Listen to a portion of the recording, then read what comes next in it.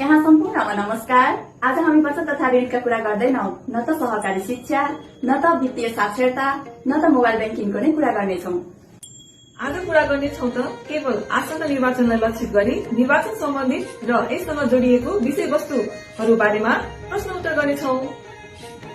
आशा छ यहाँहरू सबै लाभान्वित हुनुहुनेछ। हाल नेपालमा आवधिक निर्वाचन कुन मितिमा हुँदैछ? विगतमा 2082 फागुन 21 गते आसन्न निर्वाचन केका लागि गरिँदैछ? प्रतिनिधि सभाको चयन एवं संघीय सरकार गठनका लागि। नेपालको संविधान अनुसार निर्वाचन गराउने संवैधानिक निकाय कुन हो?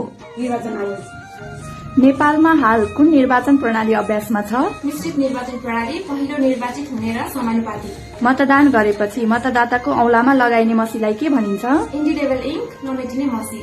प्रतिनिधि सभामा जम्मा कतिजना सदस्य निर्वाचित हुनेछन्? जम्मा 275 जना, 165 जना प्रत्यक्षतर्फ भने 110 जना समानुपातिक तर्फ। नेपालमा मतदान गर्नका लागि न्यूनतम कति वर्ष उमेर पूरा भएको हुनुपर्दछ? 18 वर्ष। एक व्यक्ति एक मतको सिद्धान्तलाई के भनिन्छ?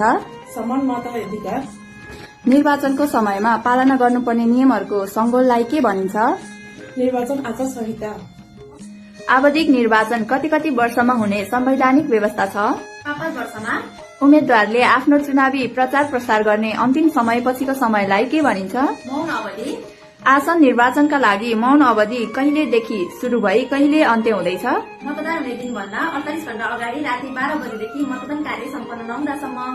प्रतिनिधि सभा सदस्यका लागि उम्मेद्वार हुन कति वर्ष उमेर पूरा भएको हुनुपर्दछ? कम्तीमा 25 वर्ष पूरा भएको हुनुपर्दछ। आसन निर्वाचनका लागि मतदान समय कति बजे तोकिएको छ? बिहान 7 बजेदेखि साँझ 5 बजेसम्म। राष्ट्रिय पार्टी हुनका लागि प्रतिनिधि सभामा कति मत आवश्यक पर्दछ? प्रत्यक्षतर्फ देशभरबाट कम्तीमा 1 सिट र समानुपातिक तर्फ देशभरबाट 3% मत प्राप्त गरेको हुनुपर्दछ, अन्यथा राष्ट्रिय पार्टी हुन सक्दैन। यो अनिवार्य शर्त रहेको छ। क्षेत्रका हिसाबले देशभर निर्वाचन क्षेत्र कति छन्? जम्मा 165 क्षेत्र। सरकार गठन गर्न कतिजना सांसदको समर्थन चाहिन्छ? जम्मा 275 जनाको 50% भन्दा कम्तीमा 1 जना सांसद बढी वा 138 जना। विश्वासको मत भनेको के हो?